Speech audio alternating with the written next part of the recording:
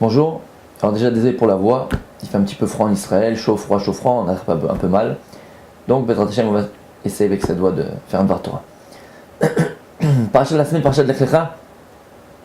Alors vous savez, sûrement on a raconté ça même à vos enfants à l'école. C'est le Midrash qui est très très très connu.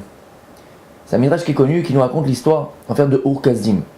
Alors c'est Marc Loquette dans les commentateurs de savoir Avraham Avinu, quelle est la première épreuve que Dieu lui a envoyée. Il y en a qui comptent dans ces épreuves-là Ur Kasdim. C'est quoi Ur Kasdim? C'est la fournaise de Kasdim. C'est quoi l'histoire? Alors le Midrash nous raconte, écoutez bien. Avraham Avinu, fils de Terach. Terach, c'était le import-export de la Avodah Zarah, de l'idolâtrie à l'époque, à Haran. Et un jour, il des courses à faire un peu loin de sa ville, il demande à son fils Abraham, est-ce que tu peux garder la boutique d'idolâtrie? Et Abraham, qui connaissait Dieu déjà, qui croyait en Dieu déjà, bon, il dit à son père, vas-y papa, je garde la boutique. Et son père Terach, il s'en va. Abraham il est dans la boutique et tout d'un coup il y a une dame qui vient avec une offrande. Et elle dit à Abraham Avinu, regarde, j'ai amené cette offrande là, est-ce que tu peux l'amener à Dieu Tawa Tawa? Ouais, la Avodah Zarah, l'idolâtrie de Tawa Tawa. Allez tiens. Abraham Avinu il prend ce truc là, il le pose par terre et il pense à un truc. Qu'est-ce qu'il fait? Il prend un bâton, batte de baseball, et il commence à entrer dans le magasin et tac, il casse toutes les idoles, il prend le bâton et il le met dans la main de la seule idole qui reste, la plus grande, la plus haute, la plus forte, et il la laisse là-bas. Quelques heures après, son père y revient, Terach. Il voit le magasin complètement dévasté. Il dit à Abraham, qu'est-ce qui s'est passé? Il y a eu des brigands, des voleurs, des machins, qu'est-ce qui s'est passé? C'est pas possible, il est dans tous ses états. Et Abraham Avinu, il dit à son père, papa, attends 10 minutes, je t'explique ce qui s'est passé, c'est un truc de fou. Il y a une dame, elle est venue, elle a mis une offrande pour Tawa Tawa. Alors je l'ai posée devant Tawa Tawa. Mais là, il y avait à côté une autre idole qui était un peu plus forte, c'est l'idole de l'eau là, un peu plus forte. Elle dit attends, oh, qu'est-ce que tu mets là-bas à l'offrande? C'est pour moi. Elle s'est énervée. Alors ils commençaient à se parler mal tous les deux. J'essaie de les séparer et il a commencé à la taper, il a cassé. Il a pris l'offrande pour lui. Après t'avais l'autre, c'est l'idole là, encore plus grande, l'idole du feu. Ouais. Elle s'est énervée avec Tawa Tawa. Et elle a dit mais non mais attends t'es malade ou quoi, c'est moi le plus fort. Hey, donne-moi l'offrande. Ils sont disputés, ça a fait un balagan papa, ça a fait une dispute énorme, tout le monde s'est tapé dessus. Et voilà, tu vois celui derrière là-bas avec le bâton, lui c'est le plus fort, il a éclaté tout le monde et c'est lui qui a gagné à la fin. Maintenant imagine la tête de Terach à ce moment-là. Terach il regarde Abraham et dit Wahad Melboul. Il dit mais attends tu m'en prends un idiot quoi. Tu me parles de pierre et de bois, ils peuvent marcher, ils peuvent parler. Entre parenthèses, même eux ils savent. Même celui qui croit aux idoles, aux idoles, tu me diras, il n'y en a pas aujourd'hui, mais va d'ailleurs, il y en a aujourd'hui des idoles. L'argent, c'est une idole. Les femmes sont une idole, tous les vices sont des idoles. Et le type, il jure que par l'argent. Alors, Terach, il savait très bien que c'était de la blague, mais il dit à son fils, mais tu me prends pour un imbécile ou quoi? Comment? Elle peut marcher, elle peut pas marcher. Qu'est-ce que t'as fait? Qu'est-ce qu'il a fait, Terach? Il prend son fils Abraham et il le donne devant le roi, il va être jugé devant le roi. C'est qui le roi de l'époque? Nimrod. Nimrod c'était le roi. Et là, Nimrod organise un grand procès. Le procès de Dreyfus. Ouais, un grand procès. Avec toute la ville qui est là-bas. Tout le monde se trouve là-bas. Abraham, tu vas devoir répondre de ce que tu as fait. Tu as cassé les idoles. Parce qu'à la fin, on savait que c'était Abraham qui avait cassé les idoles, bien sûr. Alors voilà, tu as le choix, il lui dit Nimrod. Soit tu fais tchouva, et tu reconnais que les idoles, c'est les dieux.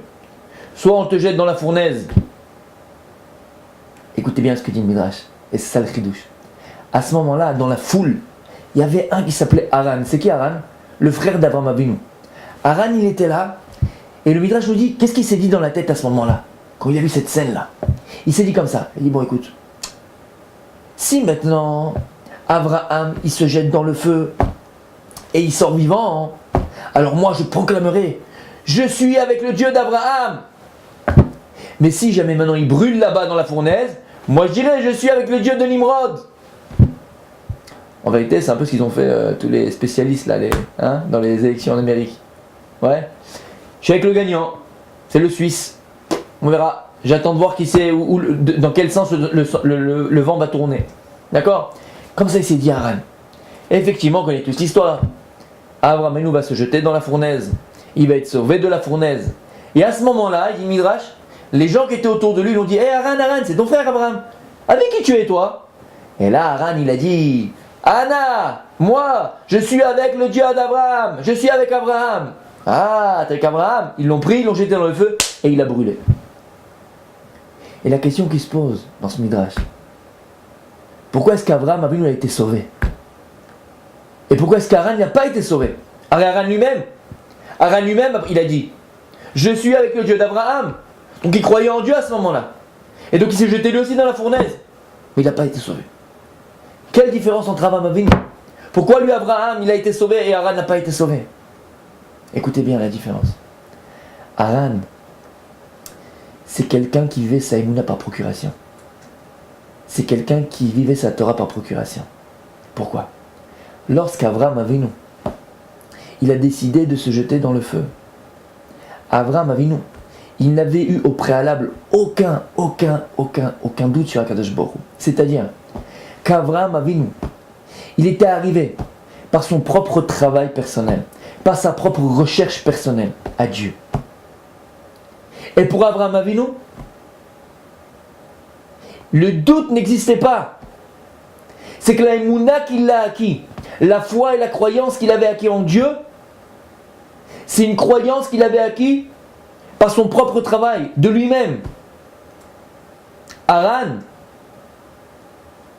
nous dit le Midrash, avant que Abraham se jette dans le feu, il a dit attends, je vais voir. Si Abraham il sort vivant, je suis avec Abraham. S'il meurt là-bas, je suis avec Nimrod.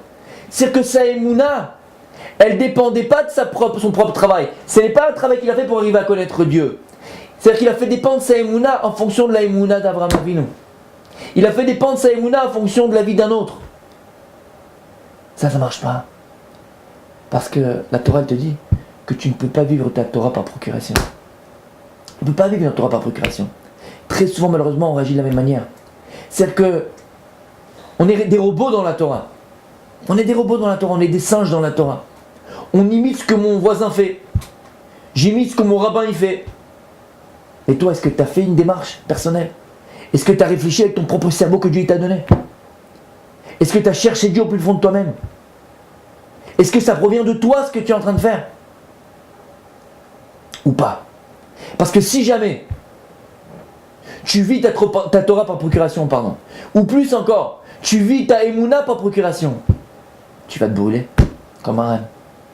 Parce qu'à un moment donné, tu seras déconnecté entre ta réalité intérieure et ta réalité extérieure. Et lorsque ma réalité intérieure n'est pas en adéquation avec ma réalité extérieure, ça crée un bug. Le bug, c'est Haran lorsqu'il se fait brûler. Le bug, c'est quand j'envoie tout en l'air. Le bug, c'est quand... Bah ouais. De ce Midrash, on apprend quelque chose d'extraordinaire. On ne peut pas vivre sa Torah par procuration. Shabbat Shalom.